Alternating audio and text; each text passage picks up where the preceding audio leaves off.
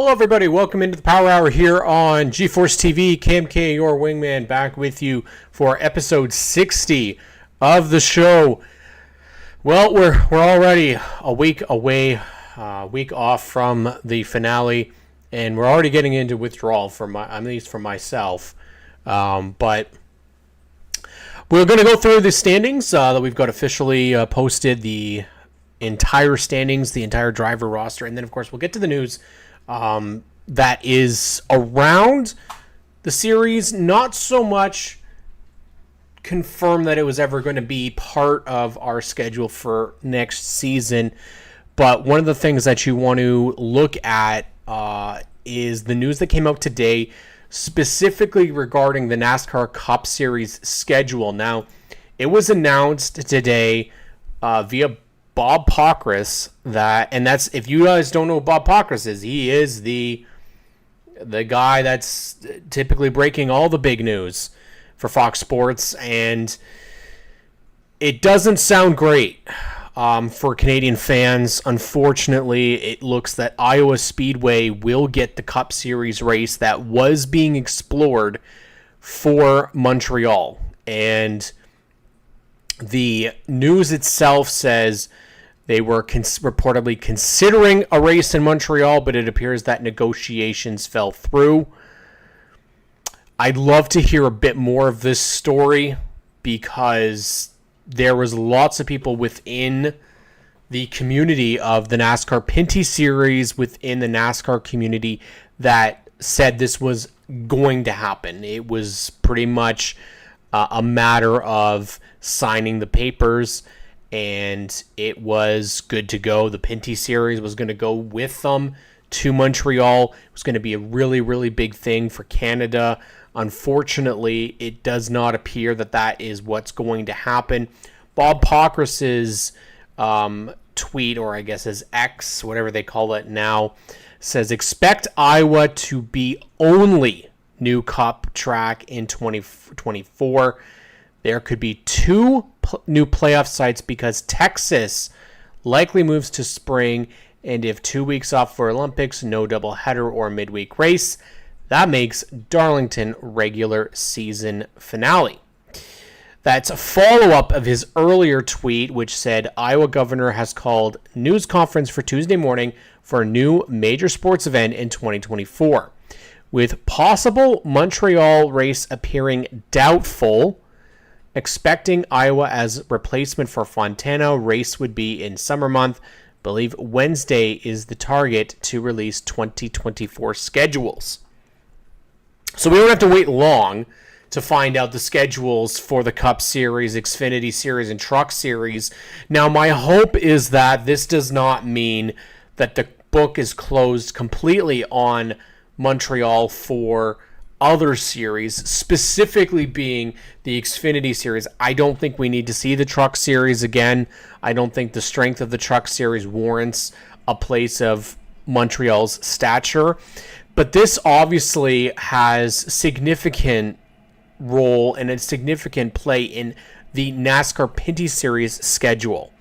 I'm very confused as to what isn't the attraction. And I'm very curious to see why the decision was not made. Because the way that this was all going about it was that Montreal or even GP3R were destinations that have been talks have been happening for over a year. That NASCAR has been looking at this being a possibility for the Cup Series, possibility of a return to Canada. Now, what gets it a little bit more steam is Dale Earnhardt Jr. this past week putting out a quote that says we need to go back to Canada. And we know that the guy who knows the fan base, the guy who says a lot of really, really smart things when it comes to NASCAR is, of course, Dale Earnhardt Jr.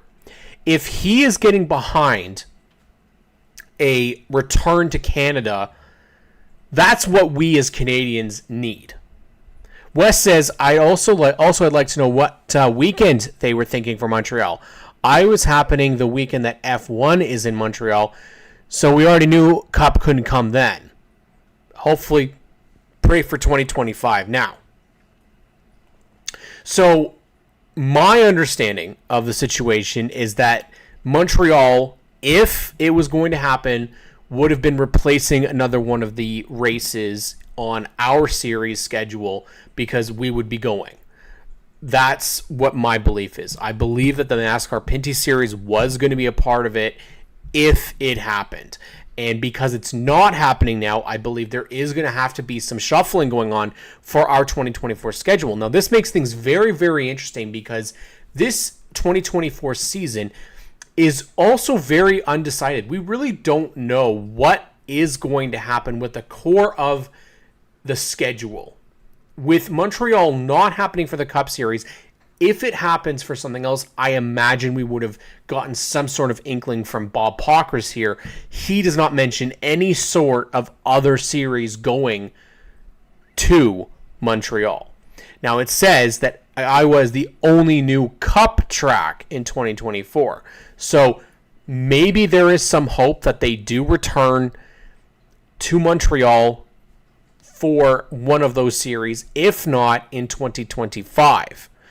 So where the question mark really lies is Toronto, because now Toronto is not the same schedule as it was in 2023.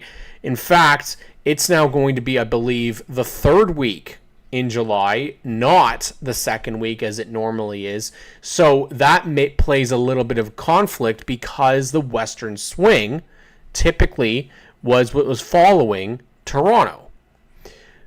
Well, now, what happens with the Western Swing if they want to go back to Toronto? Do they move them the week ahead? So you're going to Eastbound Park and then going out to the Western Swing. I don't really see that, and I really am not sure about the Western Swing myself. The reason why I say this is the Western Swing is a really hard sell right now. To your team owners, to the fan base, while there is very passionate fans, and a lot of them in Western Canada, we do have to look at the longevity of the team owners and whether or not it is not physically, but financially responsible to continue to go out to two tracks during one weekend and then midweek. We got 18 cars out for those events. The lowest that we saw this year. Financially, for teams like Jim Bray, they can't make that trip. Larry Jackson, if he doesn't have the backing, he can't make that trip. A lot of guys did not make that trip. For Josh Collins Racing, they didn't make that trip. It is a really, really long distance to travel, and then you add in going to Eastbound Park as well. Now, I'm not suggesting that anything is going to happen, but I'd be very curious to see what, if any, changes come to the Western Swing for next year.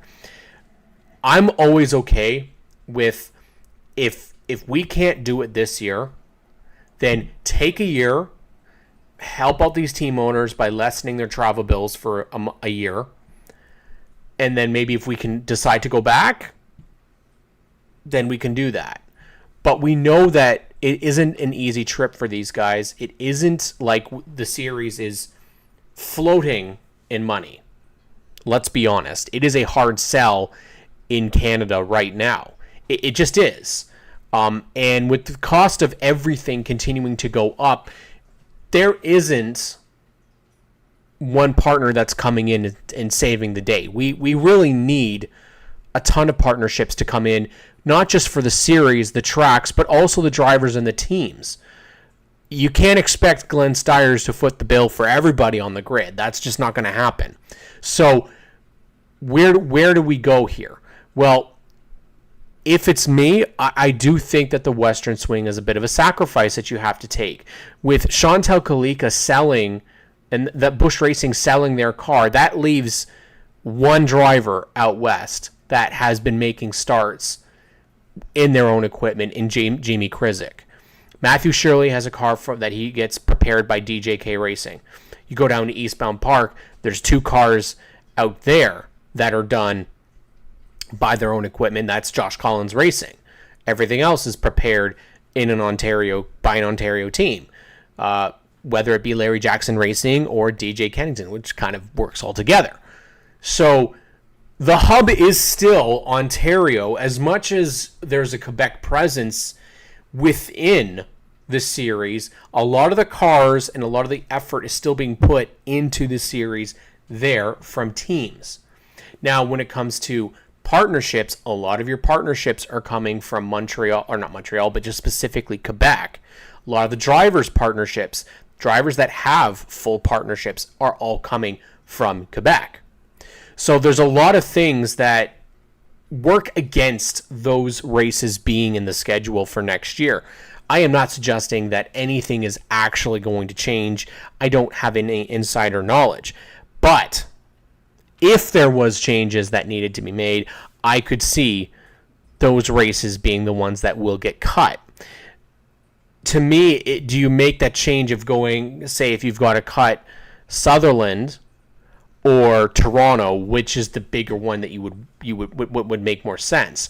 The problem is that we're kind of put into a circle now of this series is a national series.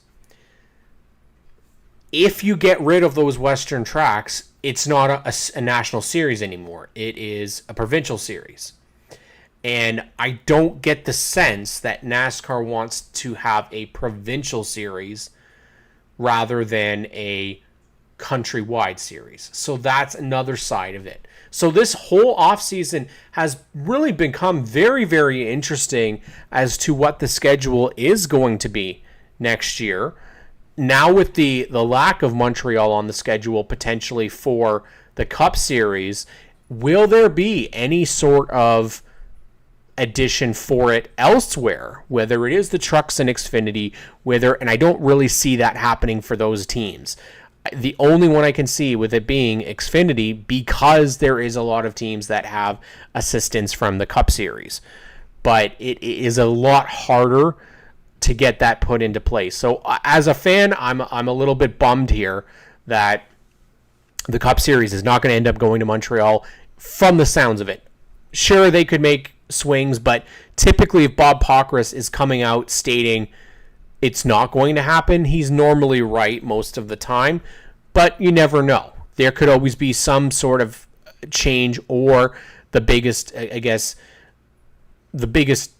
side to this could be that maybe a Xfinity series is going to Montreal. Now, unfortunately, with Iowa taking it doesn't mean that it's out, it's gone, but it certainly has put a damper on it, especially considering the impact that could have made for racing fans in Canada flocking to Montreal. So the big question is Toronto going to be on the Pinty schedule? And I think the Pinty schedule now is going to look... I feel like there's going to have to be some sort of a change. Right now, I think the main belief is Ohsweken Speedway is not getting 2 races next year. I think they did that this year. I still believe that was done as either a favor or something because another race schedule did not work out for another track. I could see that Autodrome Granby be added to the schedule so that there is 2 dirt races. Makes a little bit more sense as to put the effort into preparing a dirt car for a lot of people. But what I think we have to continue to hope for is expansion.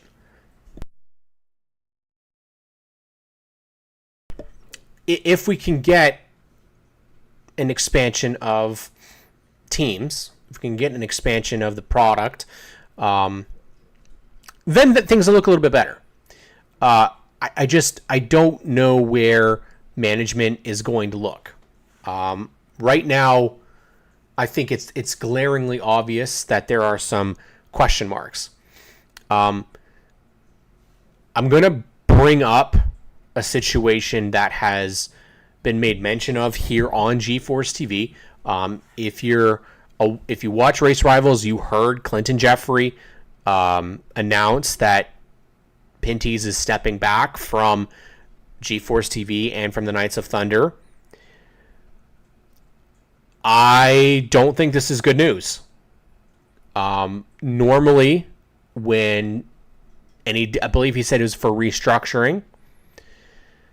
Normally, restructuring plans are a problem because we might be aware of some situations from last year where an Ole Mill plant that was in Chaudière was closed.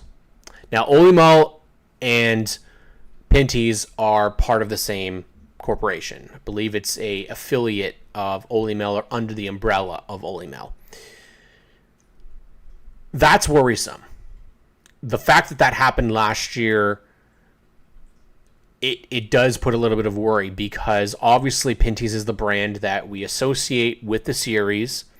We associate it as the partner that was signed on in 2022 for 5 more seasons, taking us to 2027. I don't remember there being any Pinty's representation at the finale to have a photo with Trayton Lapsfish. I hope I'm wrong, but normally they would do an announcement that this person from Pinty's is here to take a photo with Trayton Lapsfish. They were there last year. I didn't see them around this time. Hopefully, there's good on the horizon here, but this is obviously worrisome. With Clinton's announcement that they're pulling out from certain avenues already, it could mean that they're going to stick to just one racing series. That could be the option there too. Or the other option is they're going to eventually pull out from everything.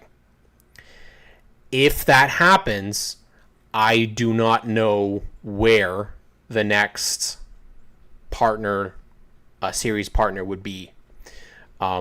It's not that the series has a real ton of contingency partners to pull from to potentially step up. Back when Pinty's joined as the series partner, they had been an associate. They had been a contingency partner for the series. We don't really have a wide variety of those partners. So whether or not there is somebody that would step in, obviously Canadian Tire was the big one when we first formed in 2007 from NASCAR. NASCAR had previous partnerships with Castrol. I believe Budweiser had sponsored them as a series partner for a couple of seasons as well. They might go that route of the Cup Series where it is just the NASCAR Canada Series presented by, and you use kind of that type of umbrella tree system and get 4 major partners. The Cup Series, I believe, is still partnered with Geico, and the problem is I honestly couldn't tell you who the partners are because it doesn't have the recognition of having a name brand as part of the championship. But this is obviously stuff that we have to consider in the offseason. The team here at NASCAR Canada is going to have a lot of stuff that they're going to have to work on. A schedule, new partnerships. I think it's going to be a lot harder of an offseason, whereas a couple weeks ago, I think we were on this show talking about how bright things looked, and I think a lot of that did weigh on with Montreal potentially being a part of it. So again, I put a lot of credit to the series director, those at NASCAR Canada, for what they have to do. NASCAR International, there's a lot of stuff for this series that they're going to need to work really hard on for next year. And, I was talking with a former competitor at Delaware Speedway, and he had a great point, and that was, for longevity of this series, we need succession. And we need teams that can come into this series. Because the problem is, and I think we saw this a couple of years ago, which is you had a lot of guys that had run NASCAR for many years, but then they closed up their shops. And when they closed up their shops, no one came in to replace them. And so we lost a lot of cars, lost a lot of teams, a lot of drivers. Right now, we really need that. We need new teams to come in. So seeing Josh Collins Racing come in, MBS Motorsports come in, that's a great start. But perfect example is Scott Steckley. You know, they're not crawling with sponsorship on the 20 car, on the 22 cars, and both of those kids, Trayton Lapsevich, are champion for this year, and Kyle Steckley, the APC Series champion. You would think that, I think a lot of those guys both of those kids have extremely positive upsides to potentially race in the U.S. And if they do, would 22 Racing continue to run in the Pinty Series, or would they close up shop? You know, it isn't something positive that you want to think about, but it's the same thing for Team 3 Red. Is there longevity there with Ed Hackinson? Do they want to continue to stick around? And you need people that are going to come in and be the next Team 3 Red, be the next 22 Racing, be the next Dumoulin competition, because you need these competitors, you need new partners, you need longevity, because eventually people will retire, people will pass away, you're going to need replacements. As hard as it is to say that, we kind of need that. And having some sort of a system, I've talked about this before on the show, that ladder systems are something that seem to work. If you look at the Road to Indy, they've done a remarkable job at being able to build and bring drivers up through their ranks and into teams in IndyCar. And I think as a whole, auto racing, you kind of need that. Stock car racing seems to have been the place where it doesn't seem to have taken over as much. We don't really see that happen, where those teams come up from lower levels and then move up into the top division and are successful. We've seen it now with Cowlig Racing coming in. It is not an easy thing. GMS Racing's come up and done the same thing. Trackhouse obviously being more of a miracle story than anything. But I look at this and go, okay, you've got a couple of divisions likely, and I'm not just saying this because I am a member of their team, but the Ontario Sportsman Series is something that NASCAR really should look at. And the reason they should look at this is because the cars are so similar to a Pinty's car. Most of these are former Pinty's cars. They're old NASCAR race cars.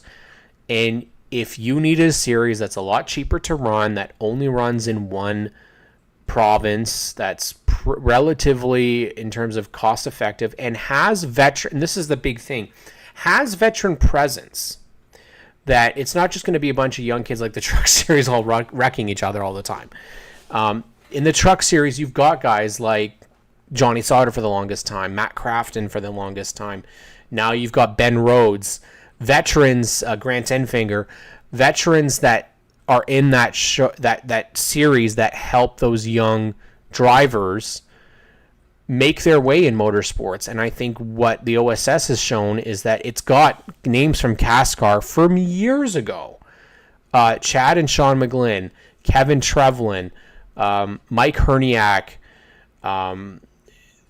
there's Doug Cathcart, Mark Patrick. These are names that maybe you don't recognize off the top, but they're still racing 30, 40 years later in a budget series. But if RGC Sports wanted to run their own junior team, if 22 Racing wanted a junior team, where you can help build a smaller organization from the ground up in a division like this, where the cars, you can have a hand-me-down car and basically move it up. I mean, having something like, which we've seen before, Alex Skinnett's come in and run this series. We've seen, obviously, Connor James is a former Pinty Series racer that went from OSS into Pinty's.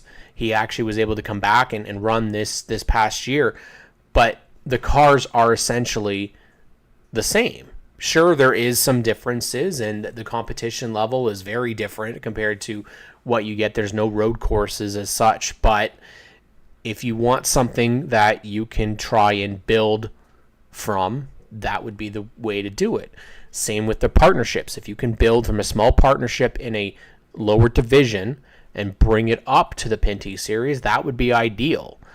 You don't have to go very far to find 2006, when NASCAR came in and bought CASCAR. Sportsman Series was connected to them, as was the Western Series, and both of them were not taken when CASCAR was bought out.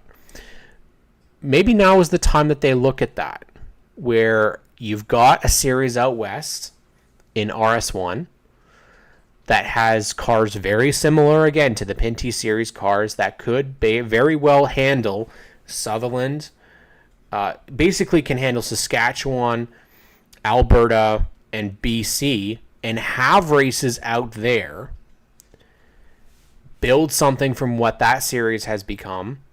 Then you've got OSS, and then essentially you could get something within Quebec to do the same. There's a lot of options here, because let's be honest, all these teams need support. All these partnerships need a bit more assistance. I think a bit more track time, a bit more air time. And how can you build partnerships to be worthy of an investment on a Pinty scale? Start small and work your way up. I mean, it's going to take a massive amount of investment and work to make this type of situation happen.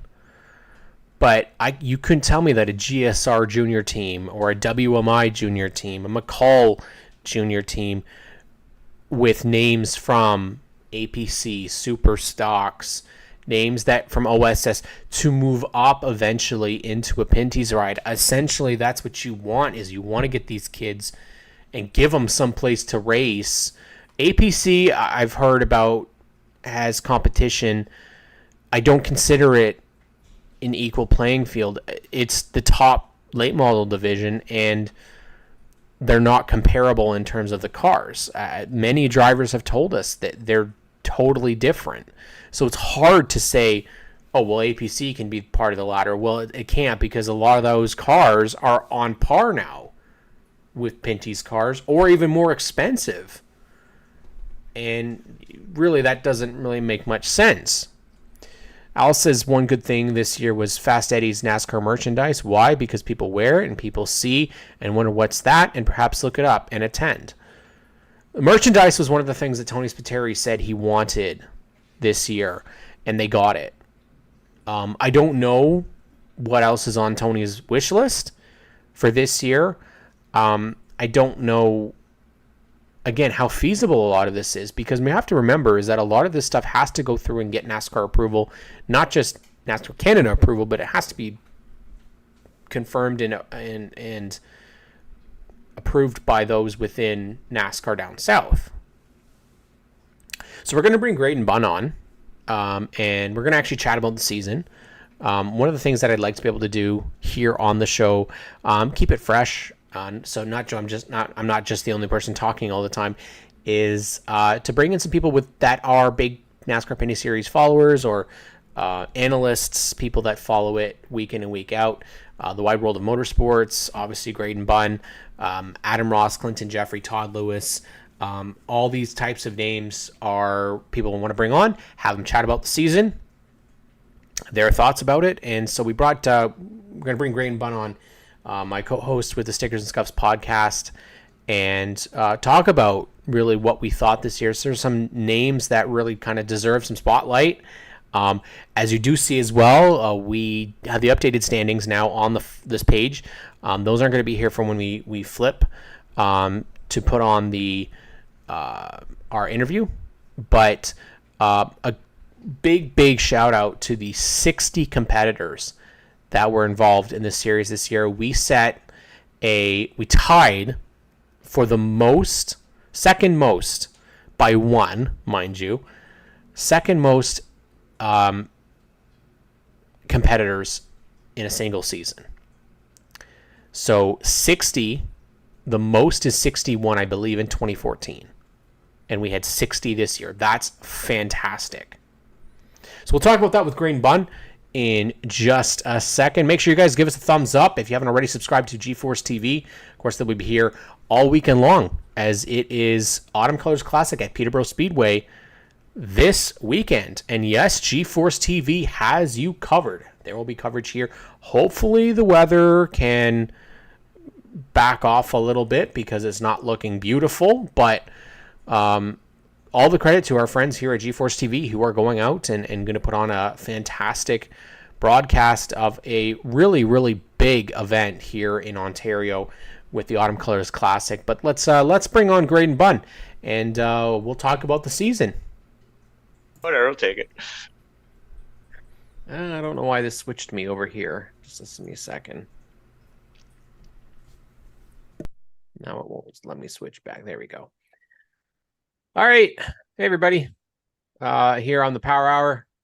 I had to bring in my good buddy, my co-host from Stickers and Scuffs, Gren Bun, on here. This is the series that we kind of came together with. I mean, that's back in 2021, I'd say, is when things really kind of took off for us. We were fans probably about 2019, I think, was when we started talking on social media back on Twitter about the Pinty series. And Graydon, really, this year compared to 2019, I think feels the most, quote, back to normal.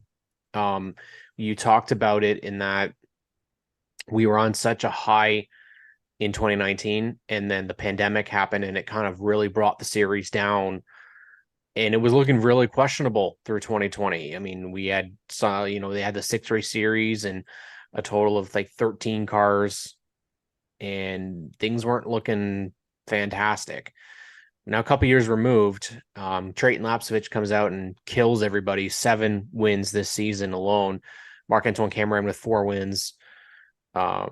Tag with a win. Ken Schrader with a win. And Kevin Lacroix with a win. And that's it. No one else came in and was even close, really. But I think we can go on and say that there's some really big positives here. I think we were waiting for Trayton to kind of have his moment, and man, did he ever take it this year. Yeah. I mean, you can't ever call it 100% early on, but Trayton kind of has all the makings of a really good champion. I mean, he's young, obviously very talented. Is not. He's very well spoken. It's funny that I stammered on that comment too. But yeah, he just fits the bill really well. I called it. I have to toot my horn here because I did call a resurgent 22 racing, and the 2 cars that were full time swept 2 of the 3 podium spots in the championship race with Tag in third, albeit quite a few points behind. Trayton put on a clinic anywhere. It showed it didn't matter. The Steckleys always had the ovals figured out. The short track program historically, they'd go there and almost they could call their shot and they would win more often than not, it seemed like. But then they got into the slump and they were just kind of off the pace there on the ovals, especially.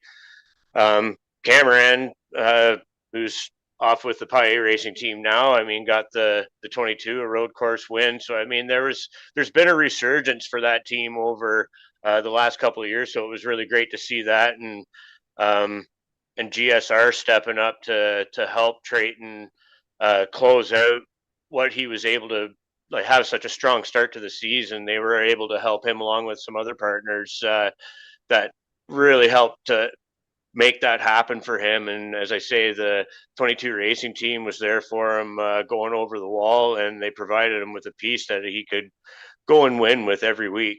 And it was just, I wanted to touch on before we got too far away from it, how we compared 2019 to now. I'm pretty sure Andrew Ranger would love to have 2019 back. That poor Yeah. guy, I mean, what an awful, I mean, even last year was not spectacular by Andrew Ranger standards. And it's not like the guy forgot how to drive. It's just been, they had awful issues there with the rear ends burning up on them this season and just really awful luck. WMI as a whole, it, they were having bad luck last year, but then this year they fell off a cliff. Like, it was completely just the worst. And it's not that they didn't have speed. I think that was the difference between last year and this year. Is this year they showed that they actually did have good stuff. They were competitive. Yep. And I mean, a perfect example is that GP3 never got an opportunity to even try it. Didn't even make it into the really the first lap. He made it a couple corners of the first lap of a race where he had stopped practicing because the car was so good. And that tells you when Andrew Ranger is that confident about a car, that's dangerous for the rest of the field. And I really wonder what the off season is going to look like for him. Obviously, Paillet Racing has their guy in Marc-Antoine Cameron. I can't see him going anywhere else. But the real issue is what happens the off season with WMI. Do they continue to go with two teams? Do they try and go back up to three teams?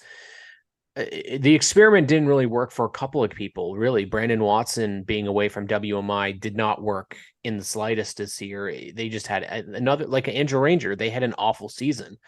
Yep. And it was a very uncharacteristic season for a lot of guys. I mean, LP Dumoulin having mechanical problems, having wrecks. DJ Kennington had, I think it was 3 mechanical problems this year, which is not like him either, out west and out east. And overall, the guys that you kind of expected would be able to, even Kevin Lacroix for the most part of the year, he was really not in contention for anything. Had a good couple races, but never was able to string in much. And it's just is it Trayton and Mark were that good, or just everybody else was that bad? That's really the question mark. By and large, I would say Trayton was that good. I mean, by the points gap, he didn't just take it to them. I mean, he whooped them good, like every step of the way. I mean, they brought it. I give them full credit. I think they would have been the champions no matter what the outcome. The 96 wasn't far off. I mean, in terms of like a championship hangover the next year, it didn't really seem like they showed it. They had a couple of issues along the way.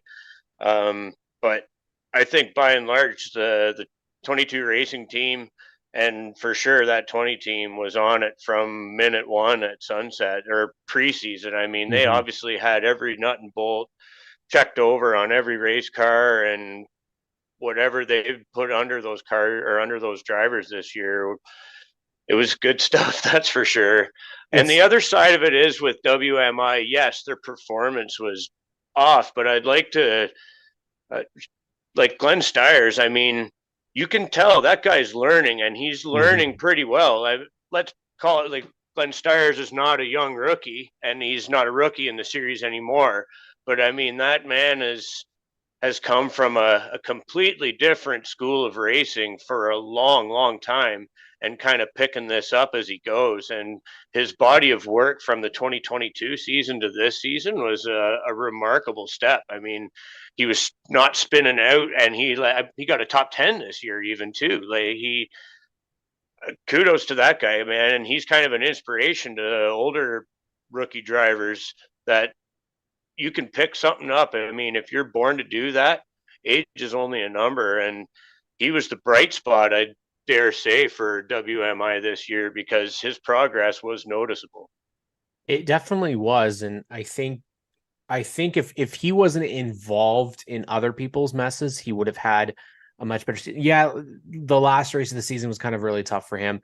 They had issues right from the beginning of that race, but But you could definitely see You can see it. progress in Yeah. the bright Yeah. spots of the He season. wasn't miles off the pace, which I think we could kind of see last year. He was, they were really struggling mechanically, where this year, while they still had mechanical failures, the speed was there. He seemed a lot more comfortable. Yep. And for a guy, you can tell that he loves doing it. And we have to, like, again, the credit needs to be given for him to invest that time, that money into Trayton Lapsovich, and ultimately that decision won him a championship as a partner on the Hmm. 20 car. Somebody who I don't think gets enough recognition and it really needs to be said is Jeff Lapsovich. Two sons he crew chiefs for, and two sons have won the championship in the NASCAR Pinty Series, something he never did as a driver. He Yep. never was able to win the big title, yet he's now steered two of his sons to a championship in arguably the hardest series in Canada to win. All different types of tracks, all different types of circuits. Jeff Lapsovich wasn't going out there winning every single week. So that combination of Steckley and Lapsovich really is shown to be pretty lethal. Absolutely. And that's, I don't, you see that with drivers too, that like in big league racing down south, like there's people that weren't always born to be a driver, but it because they were a driver, and maybe they are still no slouch behind the wheel. Like Rodney Childers comes to mind, one of the greatest crew chiefs in the Cup Series. Man, he was a driver first, and Mhm. Paul Wolf's another one too. That like having that intimate knowledge of a race car, putting yourself in the driver's seat. Maybe it's not everybody's learning style, but it was obviously something that, and being blood related, he knows his boys, how they talk, how they can even just like the tone of their voice over the radio and stuff could probably tell just if it's like loose, and you could tell by the sound of his son's voice or whatever. So I mean, it's been provided that you can work. I couldn't work with my old man. I'm pretty sure that that wouldn't work out well. So I mean, it does take a special relationship and combination, just like if you weren't blood related, being a crew chief and a driver. And yeah, credit to Jeff for being able to coach his boys, and now he has two championships as a crew chief and a dad. I mean, that's a pretty remarkable stat that not everybody can hang their hat on. Absolutely. And I think, for them, it was probably a really tough day when Fastline Motorsports had to close its doors 2 years away from Caden winning a championship, and they just were not able to get the funding. And to see potentially that happen for Trayton as well would have been devastating, especially the year that he has had. Obviously, there's some other names that came into the Pinty series once again this year that we can talk about. Ultimately, Marc-Antoine Cameron, Paillet Racing, um, had themselves once again a even better season than they did last year, and comes away with a second place finish. And what I give them a lot of credit for is, despite the fan bases of both teams being very anti the other, um, I'll give them a ton of credit for making sure that they got that photo between the two champions at the end of Delaware, passing the torch in a sense. And I spoke with JC Paillet following Delaware, and he said that Trayton, he was the deserving champion this year. He was lights out, just absolutely phenomenal. And Mhm. to hear competitors talk that way about losing a championship, obviously there's some sourness always because it's competition. There was a lot of stuff that went on between the two teams this year, their fan bases, especially in the fans, um, deciding whether cars were legal and not were legal, and on either side, really, that muddies the waters. It doesn't make things very fun because accusations of cheating aren't aren't fun to deal with in any sort of sport. But the fact that at the end of the day, both of them come together and say, you know what, congratulations need to be given. And now they're one for one, Graydon. Now they got 22 Racing and Paillet Racing that have both got a championship in the last 2 years. I really hope that we get to see Trayton Lapsovich back next year. I don't know what his plans are. Yeah. It's one of those, man, I really wish I knew, because I don't know about you, but with him, with Kyle Steckley, Yeah, I was with just gonna say, look at the Alex, 22, like the well, flagship ride. Alex Gannett, with Yep. JP Bergeron, with Thomas Nouveau, man, the future is bright in the Pinty series. Lots of amazing young talent, but I don't want them to leave. I Yeah, want them to absolutely. stay because we need these names. Not saying that our veterans we don't want. Absolutely, we want them, but it's the young talent that hopefully can bring some new eyes. And I think a kid who you and I both were incredibly impressed with at Delaware was Thomas Nouveau, who at the beginning of the year we said, get this guy off the racetrack because he doesn't know what he's doing. To now, he looks like a Pinty Series driver. He looks way more comfortable than he has been. 100%. I mean, uh, look how you like. Not everybody just like running Delaware.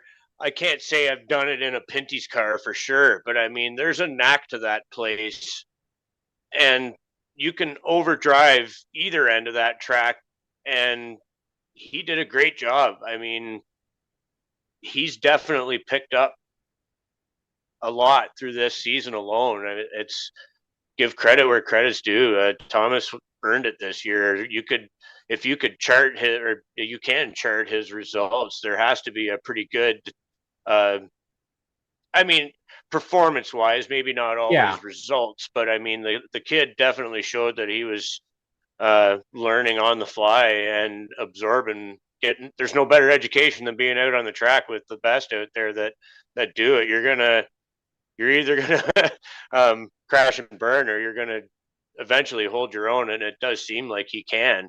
Again, like with all these people, you don't know for sure.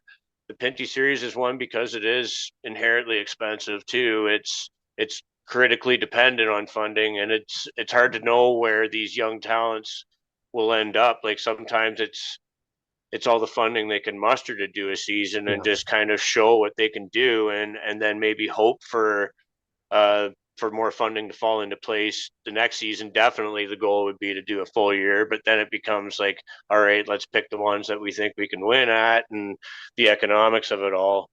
Um, when you talk about veterans, and we're kind of going through the top 10 that finished one spot above P10, who is Andrew Ranger, our buddy Larry Jackson.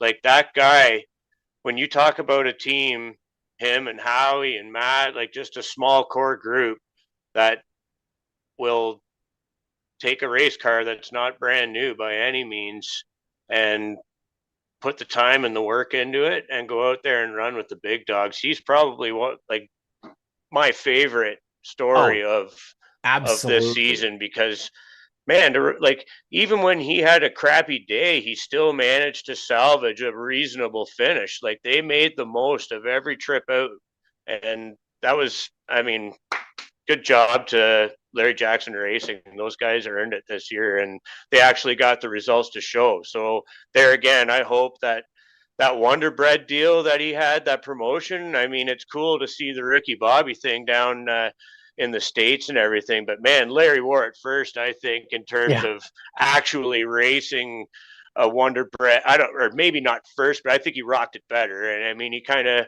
has the Ricky Bobby stature to him too. So, and we're kind of partial to Larry. He's a good guy, and it was just good to see that guy that does fight the good fight in a series where we do say, like, we make no bones about how much it costs to be there and to run, and he stretches a nickel to a dime and so on, because this has got to be a season that he's got to be the most proud of to date as a car owner and driver. I would think so. I mean, the reality of this for him is, and I've got his stats pulled up here because it people need to remember this. This is not a team that has what 22 Racing does. It's not a team that DJ Kennington that has what DJ has. But to go from, they got four top 10 finishes. They could have had a lot more. There was some days where the stuff didn't really. But I think the big step is lead lap finishes. This is the best year that they've had. He had Yeah. 9 of 14 races where he finished on the lead lap. And his average finish in this season was 11.6. Nice. In a series that averages out 20 or odd cars, that doesn't put him at the bottom anymore. No. That puts him right about middle of the pack to higher end middle of the pack. And he's another one we talked about. He didn't join this series until he was 38. So he's a veteran of veterans, starting at a much older age to come into this series. And his best now, aside from the 6-race championship where there was only 13 odd cars and 6 races at 3 tracks, it was his best points finish. And he's finished 10th a couple of times, didn't run the full season those years.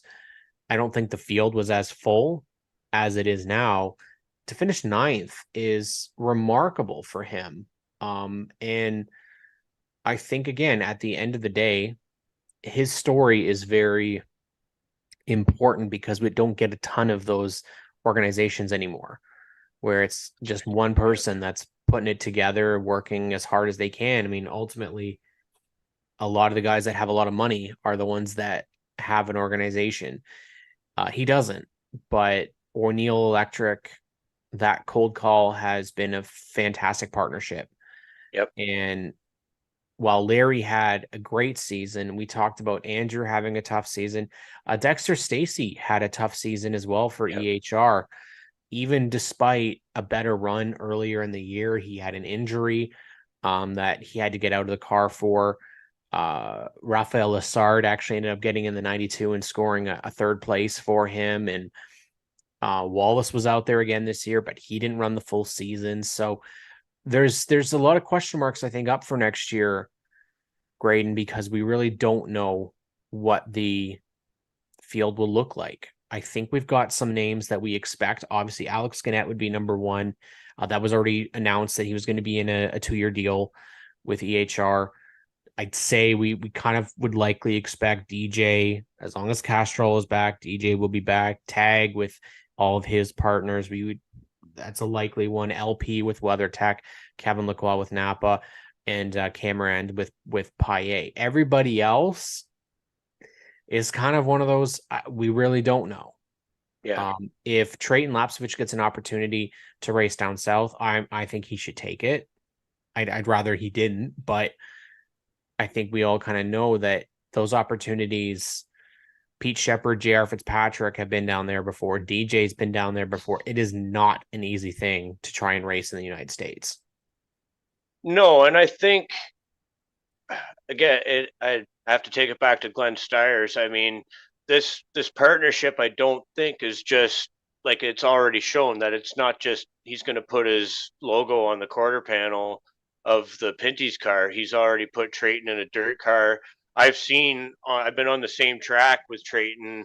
I believe that was his first time on dirt in those Great Lakes Legends cars last year, and he I think he finished second or third. Yeah, he finished second to DJ Christie and Alan Arsenault in third. But I mean, he took to it right away. He obviously can drive loose vehicles, like just amazing car control. And Glenn is an international renowned racer. They know him well down in the States. So I mean, there's a network there that I don't think Glenn is unaware of. I'm not putting any words in anybody's mouth, but I mean, as you say, if there was a kid that was ever poised to go and try and make a leap down south, he's aligned with the right people. He's a young, very savvy, intelligent kid that, like I say, if anybody could make it down there and hold his own on talent and just the business know-how of it, it's been in a racing fan, like a 3rd generation. I mean, it's yeah, and but yeah, he's poised to go big places, and if he has the opportunity, he should absolutely seize it. I think we've seen it with his brother. It is not easy. I still think that if Caden was given the right opportunity, especially even in ARCA, because considering he does crew chiefing for Tony Breidinger and the Venturini Motorsports team. I think the two of them, if they could get the two Lapsovich brothers at Salem, a great place for them, or Toledo, some place where maybe there isn't a ton of fanfare in Hmm. terms of the car counts. I think these guys could go out and do what Andrew Ranger has done. And Yep. Andrew is somebody that a lot of people forget was in ARCA and was in K&N back in when it was called K&N and won in both of those series. So it can be done. Tag's Hmm. shown it in the Xfinity series that you can be successful. I think these guys are at the right age. Kyle Stecklin, I'm going to throw him into this as well. I think all those guys are all attractive, but it's all about getting partnerships and finding partnerships that will last and the money that won't go away after a bit, because I think that's the problem that we've seen. JR Fitzpatrick is a perfect example that goes out and finishes fourth in his truck race for TRG Motorsports and doesn't finish the whole season because there's not enough sponsorship. Pete Shepard, Yeah. same thing, goes on the Gong Show for Roush Racing, gets an opportunity to race, and there's no money. And Alex Labbe is another one where I think he has been grinding for so long to try, and it's just unfortunate that DGM Racing hasn't been able to get to that next step. They looked like they were poised to do so, and now he's come back home Yep. and has opportunities, I think, next year to continue to do what he did this year. We look forward to next year, Graydon, and there's a lot on the table here. There's a lot of talk around potential schedules involving Montreal, involving the Cup Series. Lots of question marks regarding a lot of different facilities. I think we already know pretty much most of the schedule that would be confirmed. We pretty well know CTMP would not get dropped. That's a place that would always be on the schedule. Better not. But yeah, exactly. GP3R has already got their date on their website for next year, so they're not going anywhere. Hmm. Um, I would think Delaware as well for the fall brawl. Based off the attendance alone, I can't see that not happening next year either. I hope they never make the mistake of taking it off the schedule again, because that's what it was when it was on it. It was a mistake. Yeah, Place the series through to the series was born at that track, and they should always race there. I think the the one difference is the series is in a much stronger position now. When we Agreed. were racing there before, I don't think having it in the middle of the season or near the beginning was a good plan. I think having it as the finale makes way more sense. I think the other thing that we obviously know is Oshwegan Speedway and Eastbound Park are both back for their finale of their 3-season deal. Hmm. So then again, that's also opening like, okay, what happens then in 2025? We know 2024, we're going to have most of these races back. Question marks are out there. Obviously, there's lots of people that I question about Chaudière, their financial situation, big loss with the plant closing in Chaudière, and hopefully they'll be back because that is one of my favorite tracks on the schedule. I've heard Montmagny being potentially on the schedule, which is a place I definitely think the series should go to. Hmm. Um, iCar has gone through another layout change. I think this is like its third or fourth. Toronto, they didn't announce a deal with the city in the Grand Prix. It's only a 1-year deal too. Hmm. So we have a lot of unknowns heading into next year. Graydon, I think you and I are still planning on seeing the same type of races that we saw this year. Potentially, if Montreal happens, we'd be going out there because I mean, what are your thoughts if the Cup Series brings the Pinty Series along for a Montreal trip? I was going to say, if and when that announcement is made, if the Pinty series isn't a part of it, then Yeah, yeah. like honestly, like they have to be a part of it. It's the perfect companion event. The series has been there before, and some of the craziest frigging moments in the series have happened there. The Yeah. battle of the two Ford bodies immediately comes to mind. Mixie and Rage, like the Taurus versus Fusion battle, and Scott Steckley went wheels up there one time. Yep. There's just been, it's a highlight reel in the time that they did run there. So we got to go. My favorite finish. I'm sorry, Jason, but my favorite finish, Jason Bowles being dumped by into the wall of champions by Andrew Ranger, and that crowd going absolutely bananas. That's one of the loudest crowd responses I've ever heard for a Pinty Series event ever. And if we are able to get up to 35 cars, which is not out, like that's not out of the realm of possibility.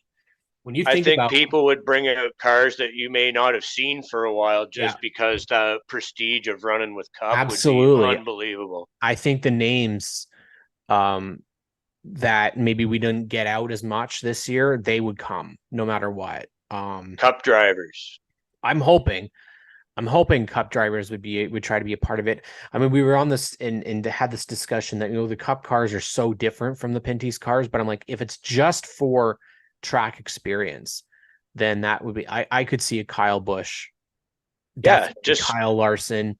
Glenn Stiers has a huge connection with Kyle Larson, so that's definitely possible. And I wouldn't be shocked if you did see that. Now, obviously, our field is mostly Chevys.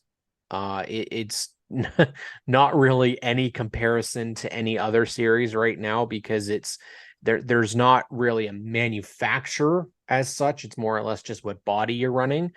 And the primary body that's being used is the Camaro, and then the Challenger, and then our lonely Mustangs. But there's definitely, if they go this route, we're going. Like there's no doubt in my mind that is and will be. And it's tough though because GP3R has that prestige already. And I wonder and it what was one happens. hell of a good time. Well, it's different because when we go to GP3R, the Pinty Series is the headliner. Yep. And they're treated as such. If we're going with the Cup Series, we're not the headliner. The Cup Series is the headliner, and it will be treated as such. But it was just the magnitude, the monumental occasion of the Cup Series coming to Canada, because you can bet whoever is a NASCAR fan is going to buy a plane ticket or get in the car and head it to Montreal. Like the crowd, I bet you will be nuts. Like it will be. And I think the other side of it too, Graydon, is you've got names now that are starting to get vocal about this. Dale Jr. I saw post today talking about going to Montreal and saying that or in Canada, wherever it needs to happen. Dale Jr. saying it means there's some longevity there. And well, Hackison's got an 8-car junior. There we go, right? We've talked about this before that Junior Motorsports Canada needs to happen. And EHR, I'm just saying, they have a 3 and they have an 8. So it's kind of a perfect case scenario. Next year, obviously, Graydon. Fellas can dream. Yeah. Next year, we're planning on still trying to probably do 3 or 4 Pinty's races. Obviously, we focus a lot more on our weekly racing, but still promoting the Pinty Series. There sounds like there's going to be a lot of change within the series, potentially with the schedule. I would expect maybe we'll get some new names for the rosters, but things are just so quiet right now. I really don't know. But if you had to place a bet on somebody who maybe had a bad year this year, and we're just going to be optimistic and say that they're back next year, who would be that person? For me, I'm actually going to go out and say first that LP Dumoulin is not going to have another year like he did this year. He's not going to go winless. I feel that Dumoulin competition, I've heard some stuff that potentially there's some change happening there, maybe with how that car is going to look. If it's true, I mean, rumors are rumors, right? So, but if there's something that's going to happen to it, and also I feel that it took them a couple of years to get used to the crew chief change. I just have a feeling, man, LP is not going to settle for a couple more years of this. So he's been winless since 21. So That's hard to even it's imagine. hard to imagine, isn't it? It's got to be a bit of a salty spot with the champ. Obviously the guy's a wheelman and he doesn't not know how to drive. It's just the series it's come so far in such a short amount of time in terms of it's always been a diverse series, but the parity has increased so much in just a matter of a few seasons. Despite this year, though. Despite this year. If you look at the point spread, you may want to argue that point, but it by and honestly, the amount of teams that do bring quality pieces to the track to go and contend for wins is a lot longer than it used to be. Let's be honest. The field size has increased, so therefore, I think there's more people coming to win. And who would I say? I wouldn't say you I'll just say we had 60 drivers, different drivers. Yeah, that's a remarkable number. So we haven't had that high of a number in at least 10 years. And I think even in 2016, and it was also maybe a little bit, I'll get to the answer question, but it was a little bit to Caden's detriment almost, because Pinty's was a new sponsor, freshly engaged in the series, and a lot of people down south didn't really even know that Canada had a NASCAR series. And I think that's something else that's really taken a real uptick in the last few seasons, as the Americans do know we're here, and it shows on that list. Not necessarily all American drivers coming, but there is more NASCAR drivers from down south, and it's become more of a destination series and more well known. So those teams also that are going to provide rides for those types of drivers are going to provide their quality pieces if they can. So getting back to your question, I wouldn't say he had a terrible season, but it's definitely not what they wanted, was Alex Gannett with the 3 team. And I don't think they're going to want to run how they did this year. They want wins. They want to run up front and have podiums and be in the championship conversation when it comes to Delaware time. So I'm pretty sure they're not going to stand for that for too much longer. And it was great to see our friends at 22 Racing get the ship righted after a couple of years of trying to find the way again with the oval cars, because in what we were speaking of, everybody was getting faster and learning, and their advantage that they used to have when Scott was at the wheel had kind of disappeared. And now they have that young input of Trait and Kyle with Tag's veteran presence and the road course knowledge and stuff. So it was great to see that as well. And as it's we always love the quality of the racing that we see with the Pinty series. It is. There are no cars like them, and they put on a really unique show. And as I say, it's been a destination for 60 drivers this year. That's a great stat, and let's hope that momentum keeps going next year, because there are a lot of questions that hopefully there's good answers to when the season fires off next year. Yeah, I think the hope is that we get some announcements and get some of that stuff kind of announced and figure. There's always that quiet time after Delaware. Always that quiet time. It's just eerie silence. But we ain't gonna stop here on the Power Hour. Gren Bun, obviously my good job, bud. co-host, my buddy, my brother, here for the Stickers and Scuffs podcast. How can we follow you now on social media? Because you got lots of fun stuff that you are involved in. Find me on Facebook, Gren Bun, and Instagram. I think it's just at Gren Bun too. Not two, just Gren Bun. Makes it nice and simple. Yeah.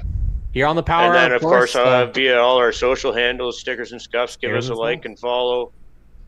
Share our episodes. Dig back, see some of our old stuff that we barely learned how to interview, and yeah, we were so see our learning curve too. Yeah, see our learning curve too. Yes. Thanks for bringing me on as a guest analyst, buddy. It's always fun talking racing. Absolutely, and hopefully we'll do more of this off season. I think there's gonna be lots of conversations to be had, lots of interesting things to talk about. But we want to thank you guys for tuning in to the Power Hour this week. My guest, Gren Bun. Well, a great chat with my good buddy Gren Bun. We talk about race and stuff every week. We'll actually have Josh Stoddy on the Stickers and Scuffs podcast this week. So make sure you check us out on social media. And, of course, if you haven't already, make sure you subscribe to G-Force TV. You get amazing content all year round, absolutely for free. You just got to subscribe. And what you can also do to help us with our show is give us a thumbs up. That really helps us continue with our algorithm and get seen by more and more racing fans across the country and across the world, really. One of the things that we're trying to do with this show is promote the NASCAR Pinty series. There's lots of ideas floating around, potential more shows. I love talking motorsports, and this series I think has every potential to be bigger than it is already, and we just got to help it along the way. We're going to quickly wrap it up here for this week. We'll just give a quick rundown of our point standings officially this year, which is on the right-hand side of your screen. That'll be back next week, and we're going to try and have a couple insiders to talk about the series. When news breaks, we'll obviously be here on the show to talk about it and hopefully get some more interviews. I want to give the drivers a little bit of time before we start doing interviews. Obviously, it's a long season, people getting back into the rhythm of not racing, and I want to give them time with their families before we start doing any sort of interviews, especially considering we only just wrapped up the season, but we'll be here. 60 episodes are now in the books for the Power Hour here on G-Force TV. I want to thank you guys each and every week for tuning in. We had a good amount of people that just tuned in tonight. Always have a comment. Feel free to leave it. We want to continue to grow this show and have it week in and week out. We might look at exploring potentially some alternative time slots, and maybe we'll look at some additional stuff to go over during the show. But if you have comments, questions, definitely leave them, and we'll make sure to get them on next week's show.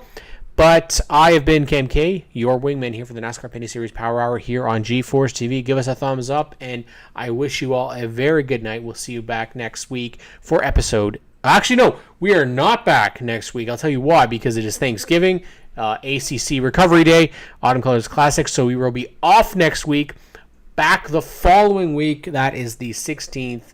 So definitely, guys, come on back, and we will talk then. Lots of great stuff to talk about the Pinty Series all